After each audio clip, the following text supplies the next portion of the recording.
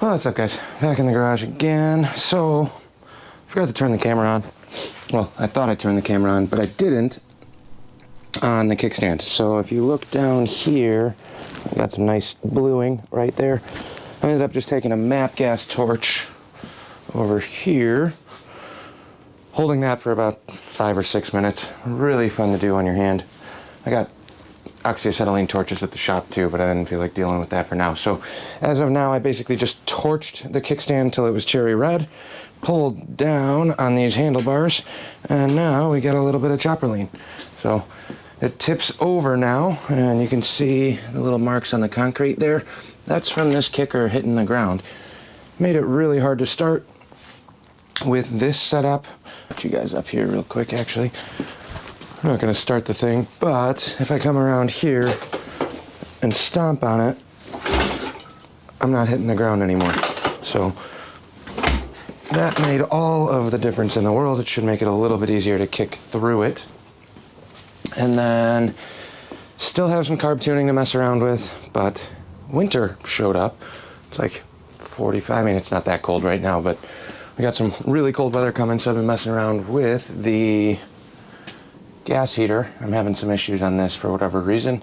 I got the pilot on, trying to heat up the thermocoupler. I might have to run out to the store and grab a new one of them because it is shutting off whenever I click the gas on. It's not cold enough to really need it. It's workable out here right now, but the next couple days it's supposed to be down in the 30s.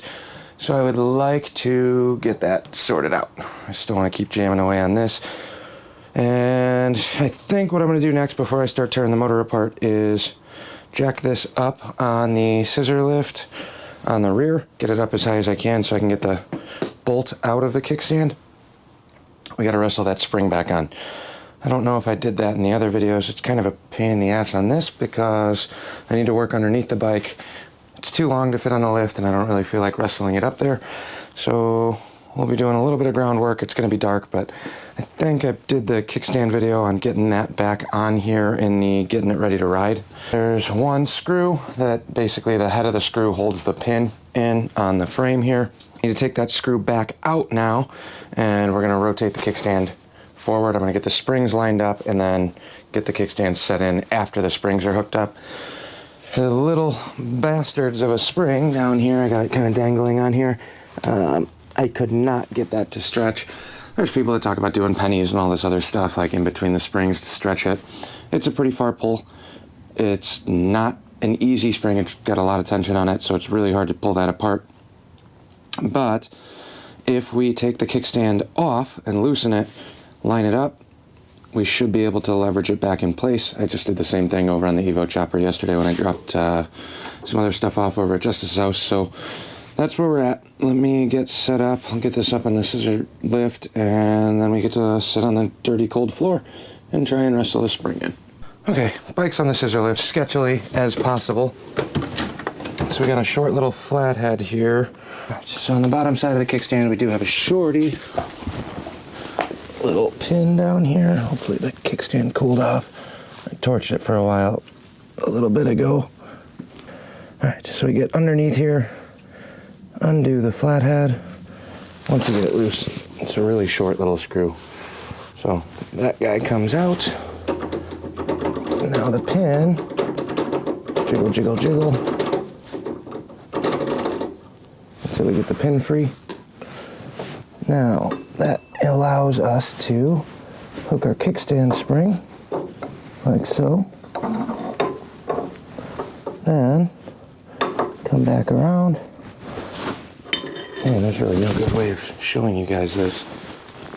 Not much, but a little.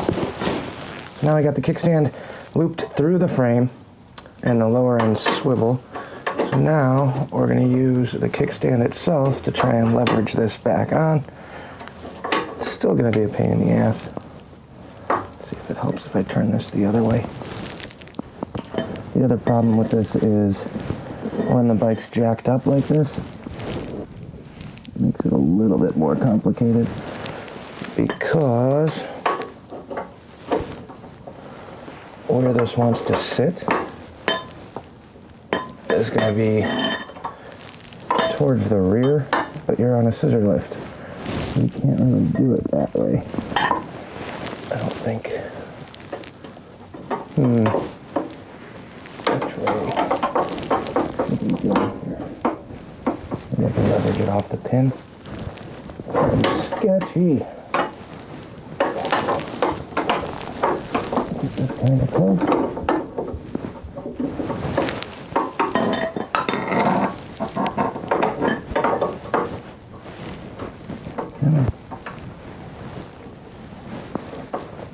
Come on now. I should pull the peg. Give me a little bit more room. Yeah, I'm gonna pull the peg real quick. Alright, so I'm just taking the pinch bolt out on the foot peg. Push the brake down, get that out of the way. Now that should give us a little bit more room here. Gotta figure out which way this kickstand spring actually wants to go into. I'll tell you how much I like Big Twins for this reason. Let's see.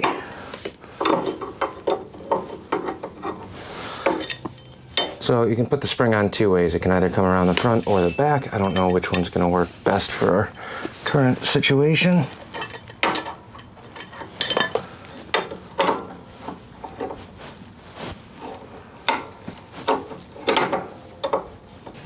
I also don't think I'm using a stock spring detent on here either. This one looks a little goofy to me. You guys are in the way there. Let's see.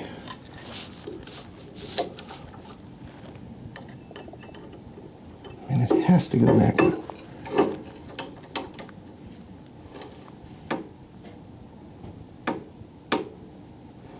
How else can I jockey this bike up?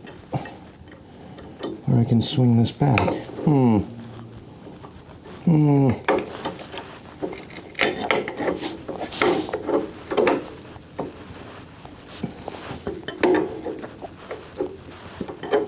Let's see. Oh, I hate working on the ground like this. The best part is this is probably just gonna end up hurting me. Come on. That's not sketchy at all.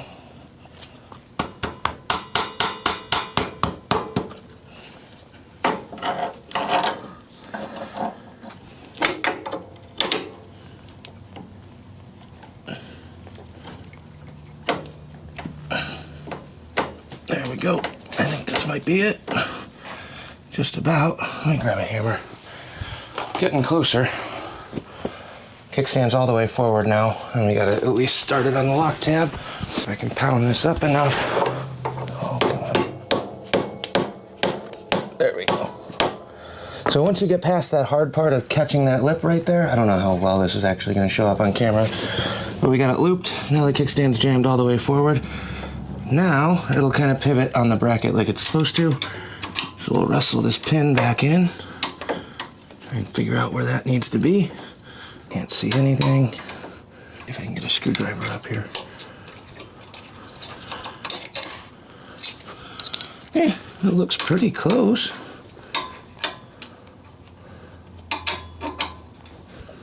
Be nice to me.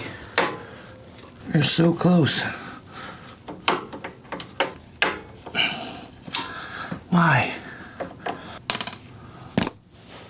This is tedious, a pain in the ass, and you guys can't really see what I'm doing, so I'm just gonna keep filming, but we'll time lapse it so this doesn't look nearly as miserable as it is in real life.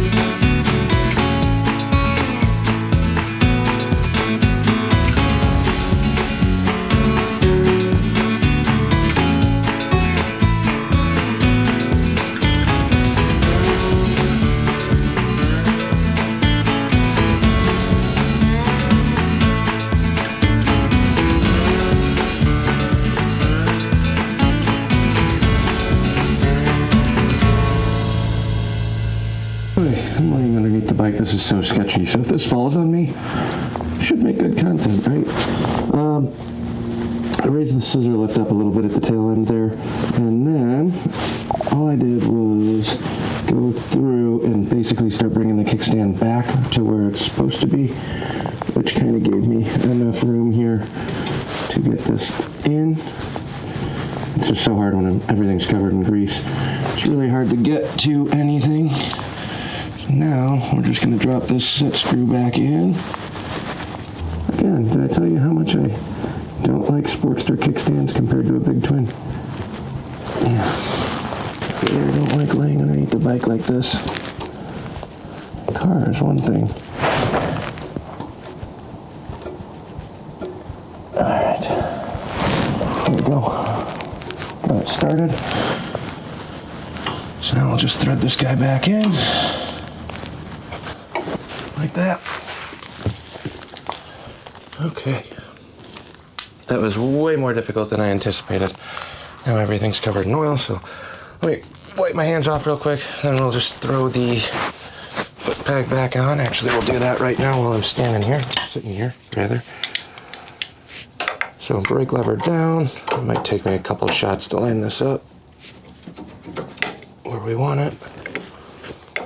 And let's go one tooth over. Shut off the primary. Yeah, that'll work for now.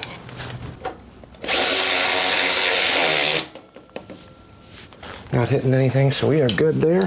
Now, I'm very quickly going to get this right off of the lift because I don't trust this bike at all, let alone laying underneath it. Do not recommend doing it that way. It's really dangerous and really stupid, but I never said I was smart. So, now I got a kickstand on. Let's drop this thing off the ground because it's barely hung up on the other frame. Iron heads are also a huge pain to get off because the kickstand mount and the motor are kind of in the way if you go farther forward. If you use the rear, you gotta stick to those little dropouts because the pipes are too low. On a big twin, you at least have the forgiveness of wider frame rails. But now we got a kickstand. It stands on its own, like so. And the real test, hopefully the spring doesn't go flying off.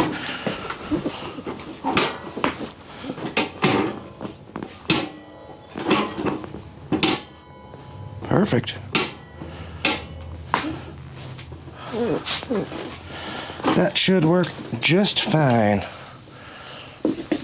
Ooh, if I do the chopper lean, my bars hit. I wonder if that tank's dented.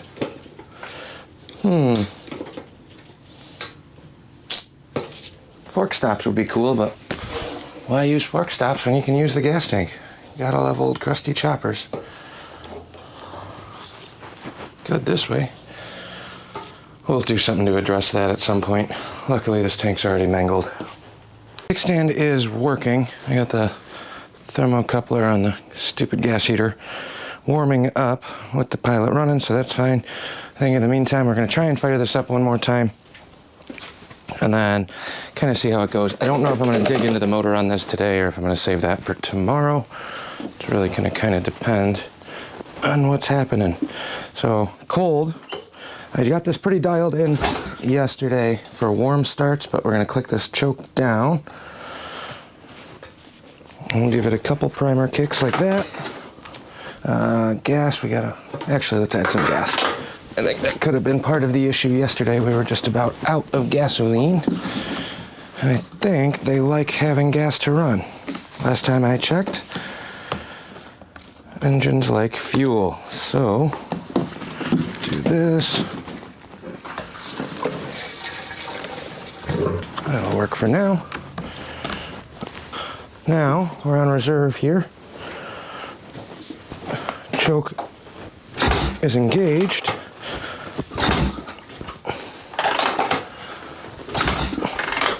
Gotta love these adjustable handlebars, huh? Let's see what happens here. Oh, so much easier to kick now. Whew.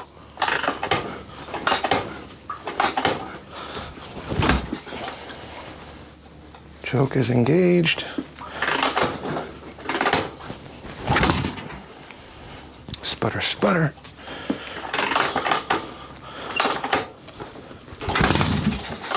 Come on. Come on, girl.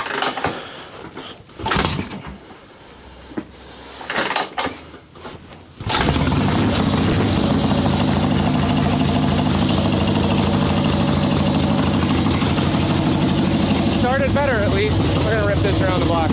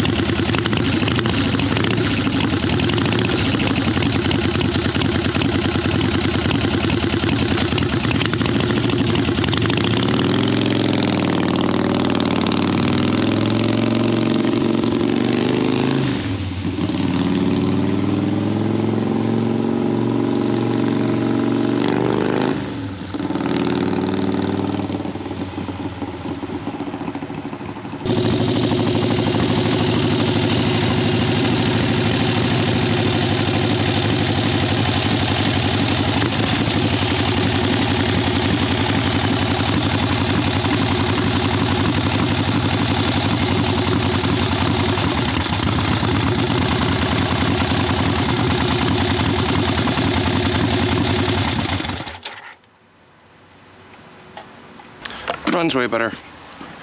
Still leaking oil like crazy. Cold start. I think it's honestly more of a procedural, just trying to figure out what it wants. There's no actual choke circuit, so with the enrichener on, you shouldn't have to touch the throttle. It's close. In all honesty, I feel like the timing might just have to get bumped a tiny bit forward. I think that might help, but we'll kind of see how that goes. I think we're ready to dig into the motor and get that ripped apart and seal up that top end so it's not leaking oil and smoking all over the place. Let's see if it's still smoking. A little bit. Just spraying oil out that rear so the oil tank's coated, all the stuff down there, wiring, all that jazz. She's filthy, but kickstand's on. Still starts easier than it did. Not perfect, we're still working on that, but I think I'm gonna go through the motor before we start messing around with the final carb tuning. Now I gotta figure out this garage heater. We'll catch you guys on the next one.